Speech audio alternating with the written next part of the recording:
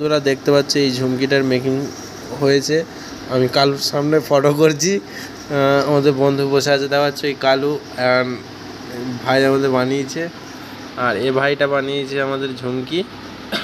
আর এ ভাইটা কি বানাচ্ছিস ভাই? কি বানাচ্ছিস? ঢালা। ঢালা?